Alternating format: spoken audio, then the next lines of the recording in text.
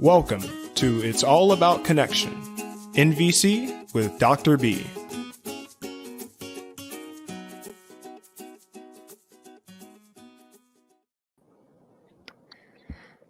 Hello, listeners. Today, Cindy and I are talking about not even a conflict you had. What would you call it? Minor turmoil? I think it was a conflict avoided. It could have been a major conflict avoided. Not major, but yeah, the kind of conflict that lots of people have on a day-to-day basis when something just happens out of the blue and then people react. I mean, yeah, it could have been a conflict. So I think the name of this episode could be NVC to the rescue. Yeah, Unless so you, unless you you, hmm? unless you can come up with something better than that.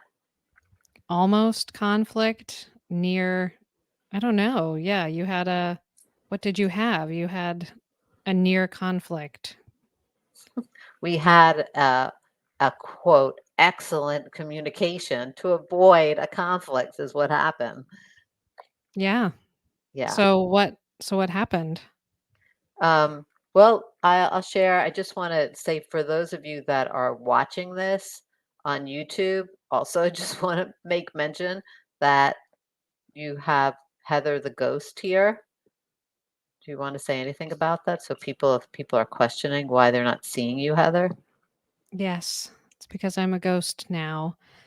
My camera isn't working, that's all. So, all you can see is this gray icon of what a human sort of looks like with their head removed from their body. That's it. But you still get all the good humor and you get to see me. Um, Yeah, that's a celebration. so what did you say? Were you asking me what happened? Yeah. Yeah, well, I don't need to go into all the details. This happened about a week ago. I was getting ready to go out of town. I think I was supposed to leave on Sunday morning. This was Saturday. I decided I would love to have Tyler and two very close friends come and hang out and go maybe swimming that afternoon. I still had a pack and everything, so there's a lot to do. So I didn't. Sometimes I have pool parties at my house. This, in my mind, was not a pool party.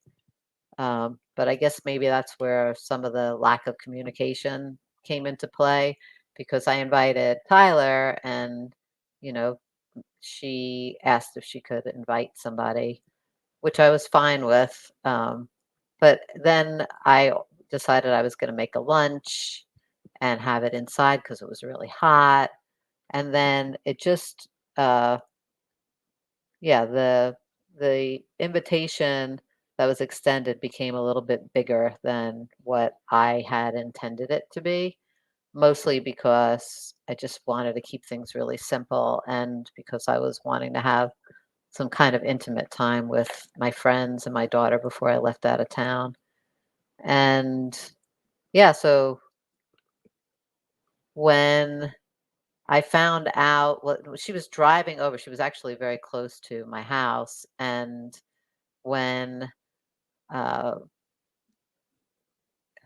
how do I tell this story? I want to be able to tell this story and not have to name names just because, yeah, it's not even important, the names at all. It's really about the situation.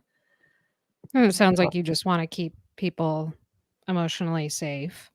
Oh, yeah, for sure. Because it had nothing to do with the friends or friend that she invited, who I happen to really like very much.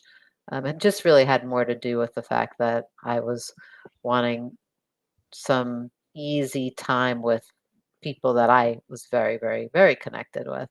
Anyways, and I was decided I was going to just make this really nice lunch, and so I asked Tyler to ask her friend if she was going to be eating, and she said that she would enjoy that, and she offered to bring something. But then I came to find out that her kids were coming because I just didn't know. Maybe I quote should have known that. And then there was an ask that if her significant other could come as well. And then I was just getting very unhappy about it because it became like more of like me entertaining, like, people that I don't know as well as much as just having it just me with my close small group of people, and I didn't know what to say, because here's the other thing. I've been working real hard. You'll be proud of me on this, like to really say what I want instead of not just going along with something. And I have thoughts that Tyler, my daughter, is like the best at that, like just saying really what she wants straight out and just letting it be. So I was kind of like practicing that in the moment of Mhm. what I wanted. Yeah, it sounds like you were celebrating honesty and maybe something around integrity. Yes. Yeah. And maybe self-care too, Mhm. self-care. Um, and yeah, she was just kind of put in what I think an odd position to have to call her friend back and explain that no, maybe not everybody should come. Or you guys are welcome to come swim, but maybe we just skip the lunch part. And then her friend decided not to come, but Tyler came into the house, and it was just a yucky feeling about the whole thing, just yucky. Especially Mhm. because when I was talking to her on the phone, I was just kind of working it through in my head because I was feeling, I guess I was mourning acceptance of my own self in that moment. I was having judgment of myself about like, what's the big deal? Why can't I just have people over, like, or, but I was confused because it wasn't what I really wanted. And, trying to have clarity on that. It was just, and it became like like a turmoil inside for me in the moment. And when I was talking to her, I think all of that came through. It was like, I was very just upset internally. Wasn't about her at all, not at her or her friend at all, not even one little bit. It was more on internally for me, about me. Um, but she happened to be on the phone as I was working all of that out. So, Was yes. she Can I ask if she was giving you empathy while you were kind Um, of working that out, and it sounds like yeah, I think she jackling? was. Oh, she was definitely not. Oh, she wasn't jackling at all. No, no, She was, no, yeah, were you like, was she able to hold yeah, you in just safety while you jackled? Yeah, I think she really was. She's pretty trained up in this stuff. Yeah, I think she was probably reflecting back what she was hearing with some of my needs, and then we were also strategizing, like, what should we do? And it Um, sounds and maybe it's, like, important, I think, to point out that there was, like, jackling is what was happening. oh yeah, well, Jacqueline was happening for me. Yeah, Yeah, for you, like, the out loud. inward, outward. Yes, yeah, Inward, out loud. it was inward out loud, but I could see how she wouldn't know that it was inward, because there was nothing that was like I wasn't saying anything about directly to her about her or this, and I wasn't saying anything directly to her about me. I was just saying things about the situation and how frustrated I was with the situation, right? So I could easily see how somebody could take that personally too. Thankfully for her, she didn't. Um, and when she came into the house, I asked her, "Do you want to talk about it? Connecting request, right? Do you want to talk about this?" So, yeah, so I don't even remember who started. Maybe I gave her some empathy first. And then, I mean, we just stayed on the dance floor. For those of you that have seen the NVC dance floor, we stayed on the dance floor. I started out in empathy first for her, and then when she had an experience of being heard about really wanting some communication and clarity, I think were her big needs. And then moving over to me, I think some of the needs that were surfaced was about simplicity and ease and, um, yeah, connection. Um, those were probably some of the big ones. But the part that I thought was very interesting was when we thought we were done, I asked her, "Is there anything else?" Which is a connecting request, right? Is there anything else? And kudos to her because she paused and she really thought about it. And then there was something that was I think a big nugget. That it was about, yeah, mom, there was something about like the way that you were saying things, the like what she would call like intensity or tone of voice, and she said to me, and you and I, we've been together long enough, and I know you well enough. Like I wasn't taking it personally. Like intellectually, I knew that you weren't upset with me or I wasn't in trouble in any way.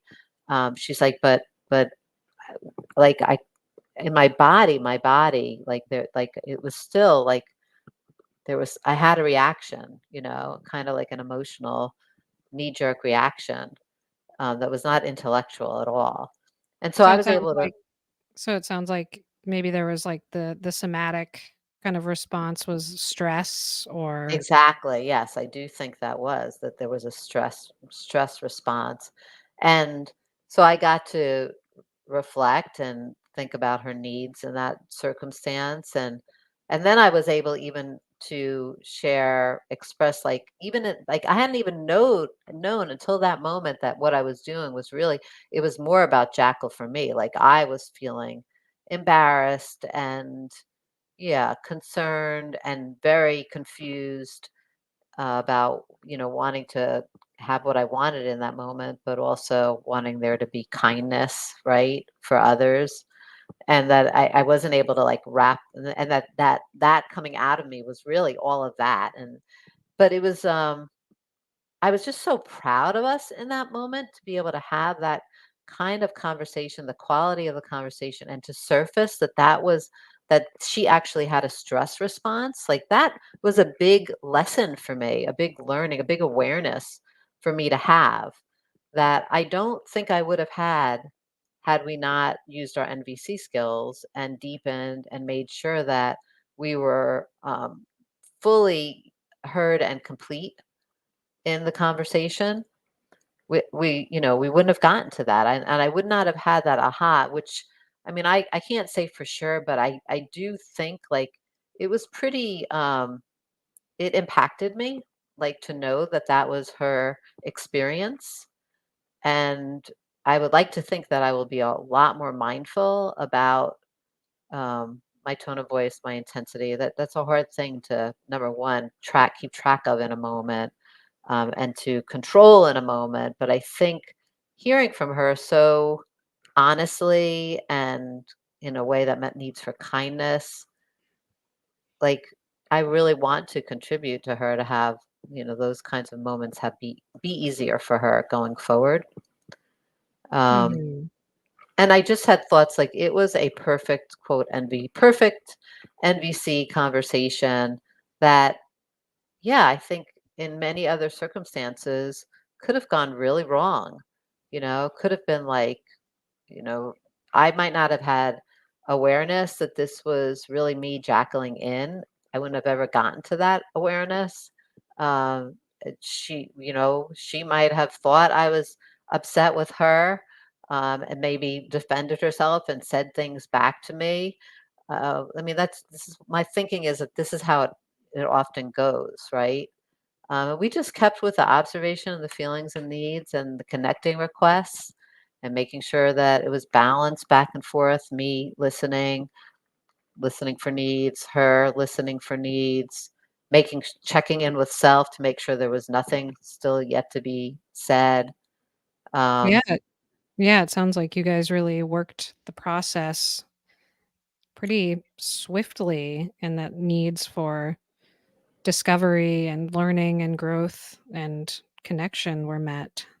Well, yeah, and the other thing she and I reflected on after the fact was it wasn't like this is a huge celebration having to do with ease and authenticity and maybe I don't know, there's another need here, maybe you can help me track. Um, it wasn't even like we made ourselves do NVC language with each other, right?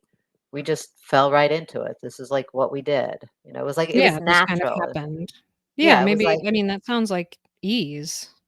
yeah, it was kinda like, I guess, when you're learning a new language, when you're in a conversation with someone and you're not having to think about it anymore, it just happens, you know?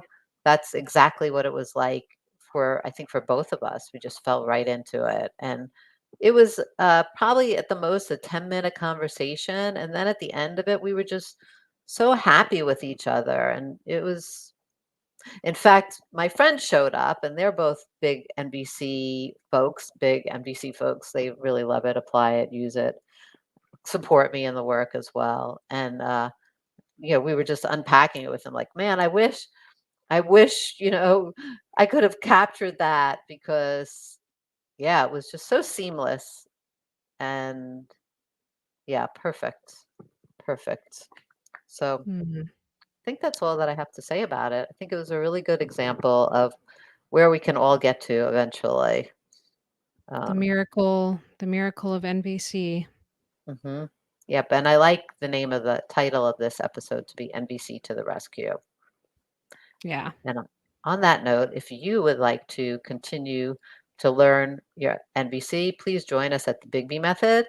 The intro course is open and available for everybody anywhere in the world. You can sign up at any time because we have rolling enrollment into it. And then you can also be involved in the empathy gym and continue to practice and get to a place of ease with the skill as well.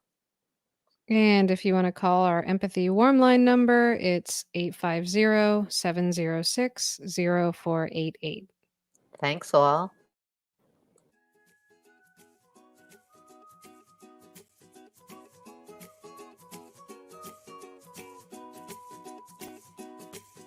You've been listening to It's All About Connection, NVC with Dr. B. For more episodes and guest bios, please visit us at www.thebigbymethod.com. That's www.thebigbymethod.com. And remember, empathy first.